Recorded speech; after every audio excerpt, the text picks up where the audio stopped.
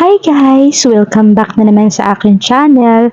Sa video ito, pag-uusapan natin sa yung mag-a-upload ka ng FB Reels, tapos gusto mo i-highlights kung ano yung laman ng video, or kung ano yung gusto mong iparating dun sa video. Gusto yung ganito, ganyan. Ipapakita mo dun sa video na yung first talaga na pwedeng makita sa newsfeed every time na mag-swipe yung mga FB friends mo. Tapos yung unang makikita, yung naka-highlights is yung ano yung laman ng video na pinost mo. So, ang gagawin natin ngayon is ituturo ko sa inyo. Siguro mayroon ng nakakaalam nito, mayroon ng maraming gumagawa nito. Pero sa mga hindi lang nakakaalam ha, ito yung mga technique para mapapaklik yung audience dahil dun sa ipapakita yung cover test sa video mo. So, ito na. Ipapakita ko na. Pero bago ang lahat, intro muna.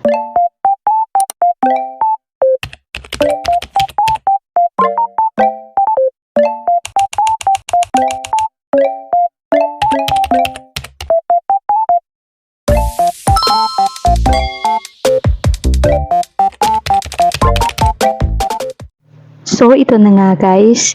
Yang nakikita nyo na Rich Girl Laugh versus Poor Girl Laugh is yan yung ginawa kong cover photos ng Reels ko. So, first step, create Reels ka. Click mo yung naka-circle na red. Then after that, pumili ka nung video na i-upload mo as Reels. Then, click next.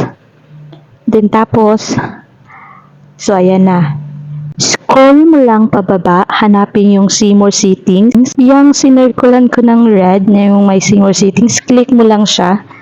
Then yan, makikita mo yung A/B test. Yung A/B test guys, i-click mo yan. I-click mo yung naka-circle na A/B test na sinirkulan ko ng red. Then lalabas yung cover test. Then after that, lalabas na yung add from gallery.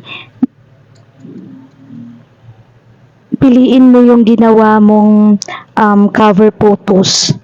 Ako guys, yung cover photos na ginawa ko, inedit ko siya sa PixArt. Then click mo yung red na naka-plus, na may plus na design na sinirkulan ko ng red para lalabas yung alternate cover, kasi hindi makiklik yung save sa itaas kung hindi mo i-click yung add na design, yung plus na design. Hindi mo ako makiklik yung save. Dapat talaga is i-click mo yung add na plus design para lalabas yung alternate cover at masisave mo. Kasi as you can see, yung save sa itaas, di ba naka-gray siya? So, ibig sabihin hindi siya masisave kung hindi mo i-click yung add design, yung plus design. So, ayan na nga, meron na siyang alternate cover nung nasa letter B. So, pwede na nating maklik yung save sa itaas.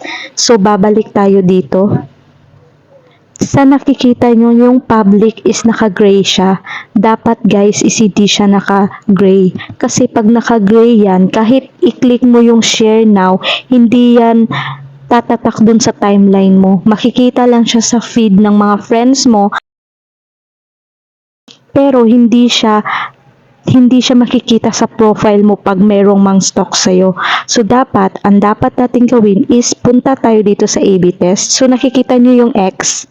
Yung X na yan na sinircle ko na red is dapat is i-click mo yan. I-click mo yan para mawala yan. So, ayan na nga, na-click na natin yung X. So, yan na yung design niya, naka-arrow na siya. So, ibig sabihin, tingnan natin yung sa itaas kung pwede na ba siyang nakaset sa public. O yan, di ba? Hindi na siya naka-gray, naka-blue na siya. So, pwede na natin yung i-share now para tatatak yan doon sa profile mo. Kasi guys, kung yung public kasi is naka-gray siya, na-upload siya, pero dadaan lang yun sa feed ng friends mo. Pero wala siya sa profile mo. So, dapat talaga is naka-blue yung public para hindi siya ma-hide sa profile mo. So, yun na. Sana naintindihan nyo yung tutorial ng video ko. At sana makaragdag ng audience or technique para maklik ng audience. Ano to guys kumbaga, pwede itong pang-akit ng audience. Pag ipapakita mo yung highlights ng cover photos mo, pwede silang mapaklik. Kasi nga, nakita nila yung cover photos mo na, uy, parang interesting ka lang. So, sana meron kayong natutunan sa bidyong to at salamat sa panunood at please huwag kalimutang mag-subscribe at hit the notification bell para sa susunod nating mga video. Salamat!